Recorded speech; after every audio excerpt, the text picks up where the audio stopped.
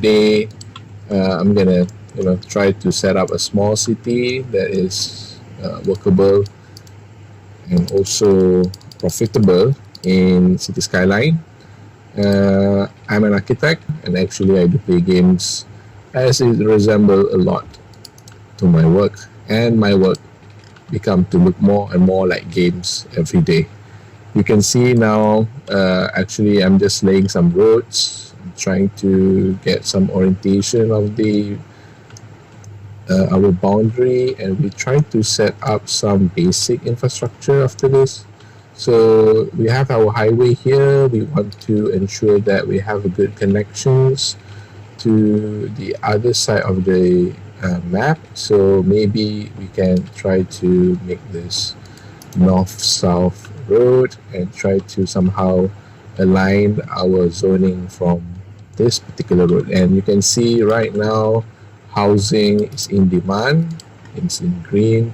We will zone them as much as possible early on to get some people in. We can try to somehow ensure that these grids are properly laid out. So in the beginning, it's not that you don't have much options due to the fact that a lot of items are still locked.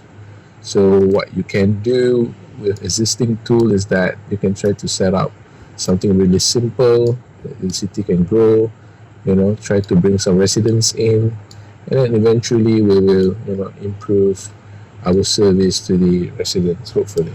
So we have some people coming in, so people start coming in. Of course, after this you're going to ask for electricity supply, so we can have that by linking up the power line and eventually the power plant. So the power plant will have, I think in this particular case, coal supply coming in from the highway, and you can go directly here. Maybe at this moment of time we will not use maximum capacity, so we will reduce them to ensure that we reduce our deficit.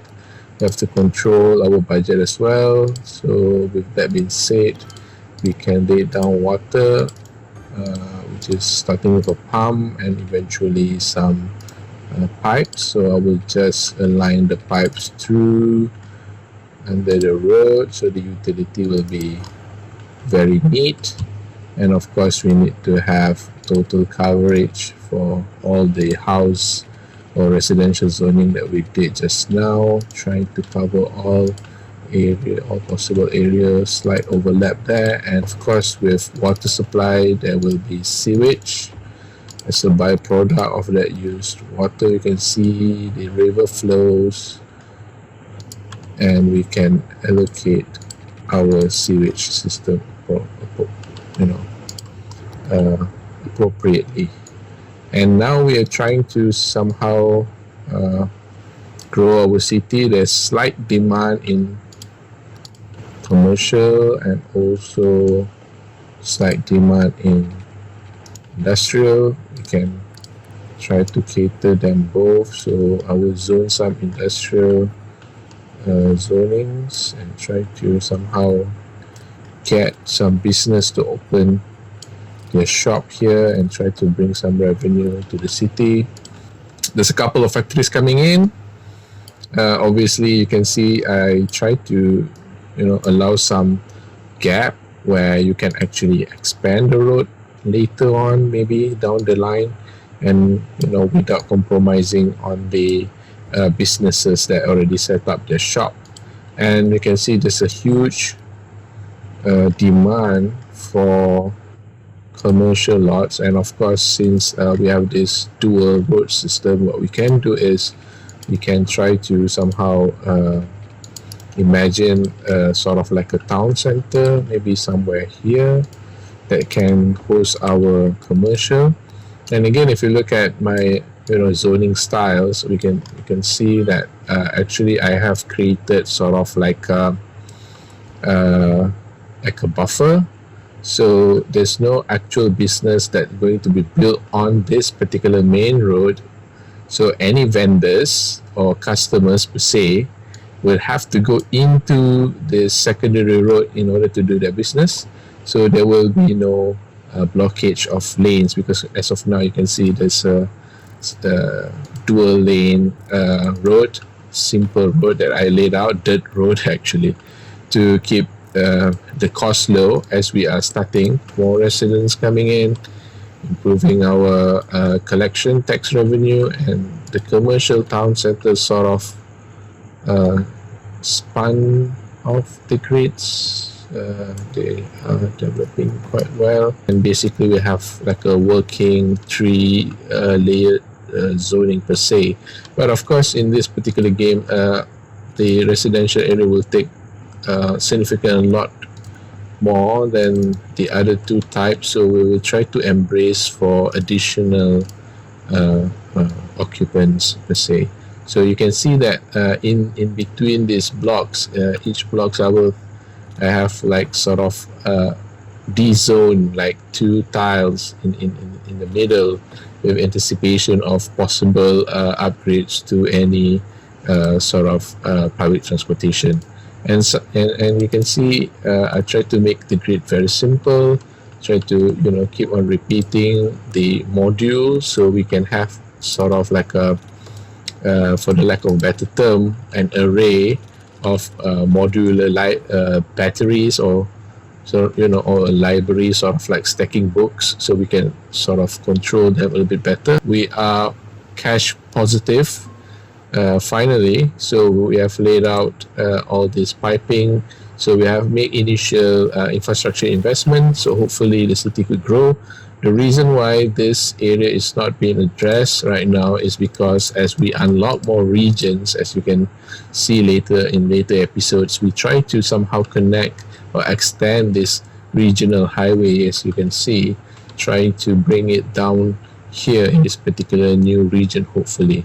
So in the future, we can have that continuous flow of traffic passing through this sort of satellite city. So as long as we manage our cash flow to be, positive all the time, it should be good enough. So the next upgrade will be, I think, the parks. Most likely we have to wait a bit more. Garbage collection service is going to be 460, and we are almost there. We are 417.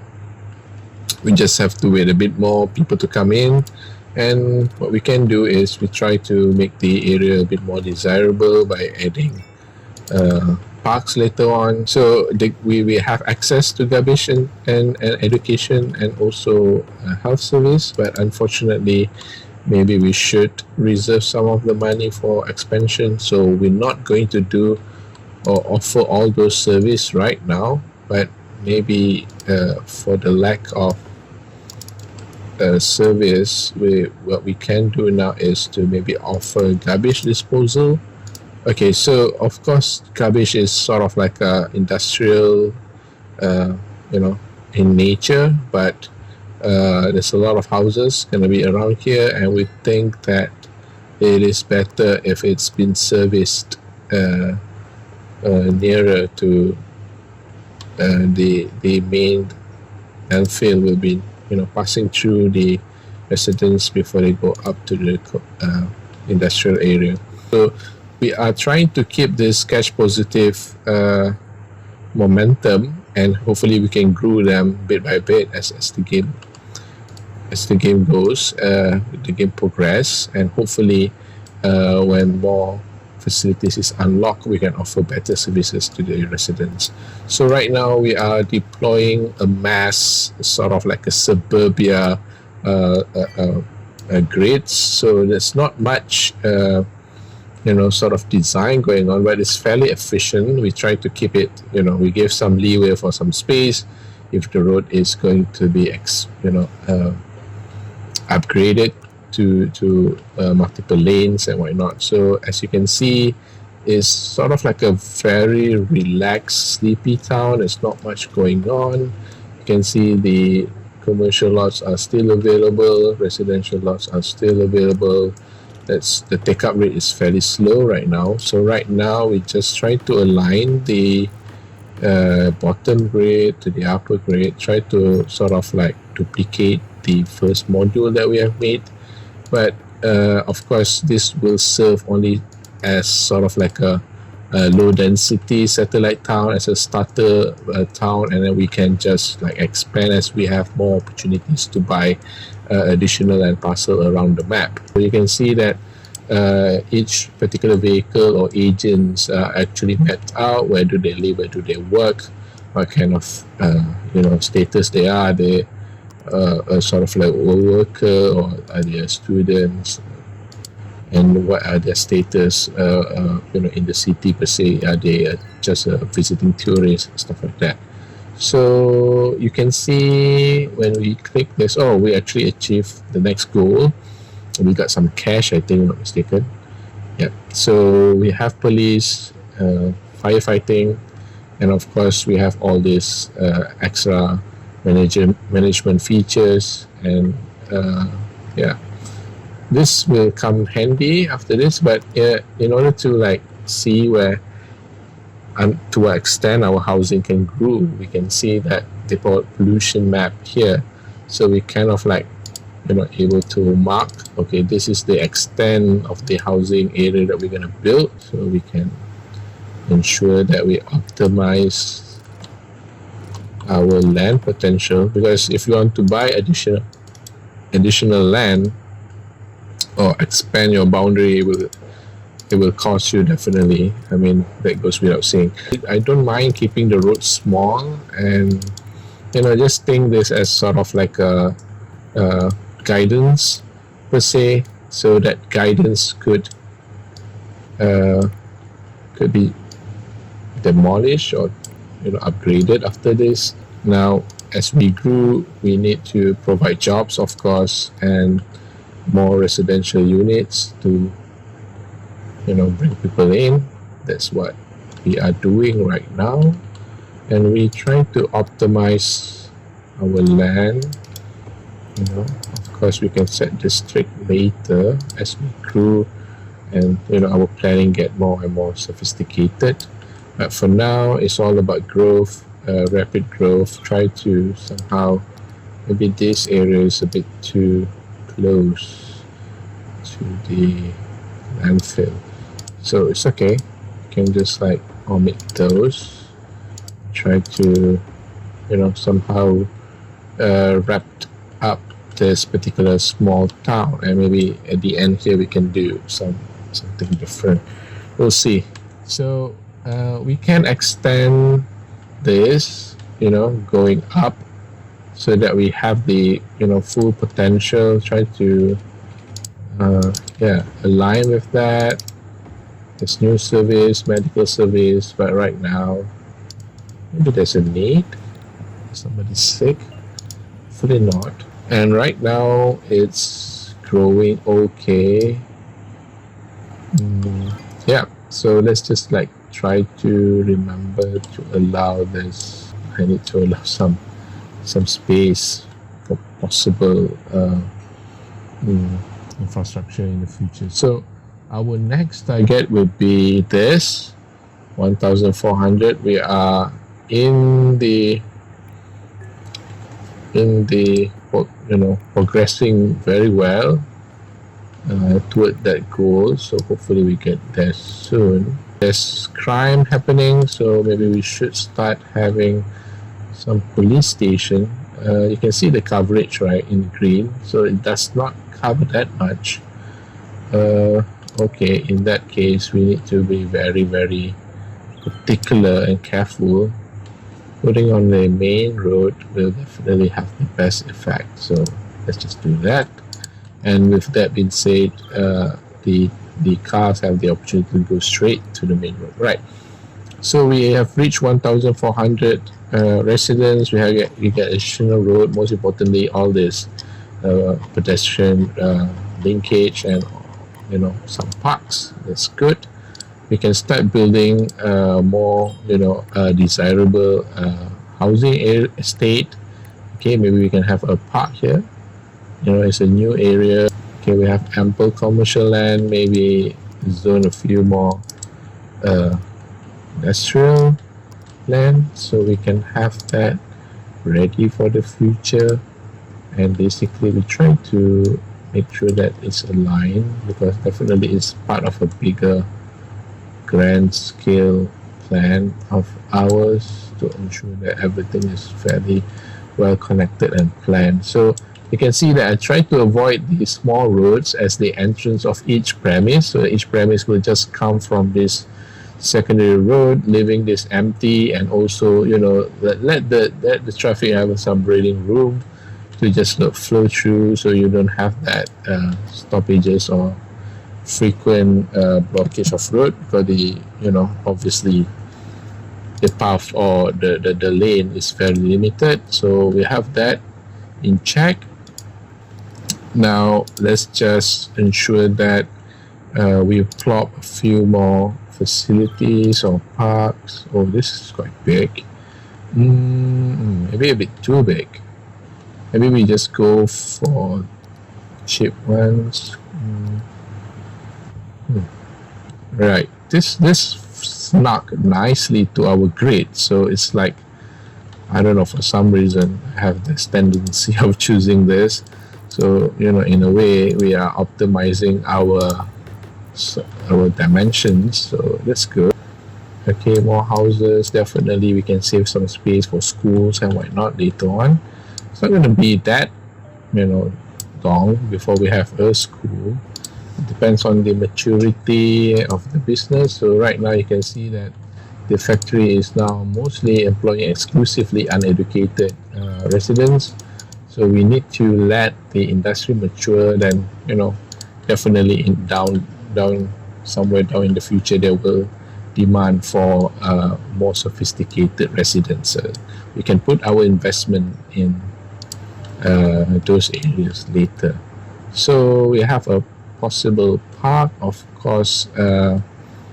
For the best effect we can put somewhere in the middle, but there's people already been living there, so we don't want to destroy and reduce our collection. So let's just let them be. So we have come to the point where we need a second power plant, and basically we have invested again in infrastructure. So we need to somehow make the best out of it, try to get our return of investment. So that's why we're zoning so much, and right now we need to improve our walkability. So if you can see, what I'm trying to do is I'm trying to give the road another dimension, another lane, but instead of vehicle lane, now it's sort of like a bicycle pedestrian pathway. I prefer the red pavement because it looks a bit more pleasing and it contrasts nicely to the building around, so can make it a bit more visible in a way. So you can see that what I'm trying to do is sort of like create these back lanes that somehow try to give an alternative, give the opportunity to the pedestrian to penetrate through the blocks. Okay, so the idea is to ensure that you have the options to actually navigate yourself around this particular town. Okay, this is sort of like a shortcut in a way, if you will, if you want to go somewhere. So the idea is to try to connect as much houses as possible without using the same road in the front. We are targeting to get our public transportation soon, 2,400 residents. So we should be embracing and stock up some capital for that. So you can see that there's a lot of pre-planning that you can do. You can go very slow and try to experiment in many ways. But I see that to create this, sort of like a suburbia kind of thing, I think connection is quite important. So right now, we still don't have the density because we are sort of like a new town, like a small village in a way. But we try to make it look like, a very well-connected suburbia. We have our first fire case. Now we need to put our firefighting services. So it's like still maintaining that 2 lanes reserved for our future infrastructure investment. And of course, hopefully, the fire will be taken care by our firefighters. They are going there, I think. So that should be be dealt with. We have our tram already, and buses, and of course other more elaborate roads and some other infrastructural facilities. Okay, and capital injection as well. That's good. So yeah, I think we will stop for this particular episode here, and we will continue after this with laying down our public transportation.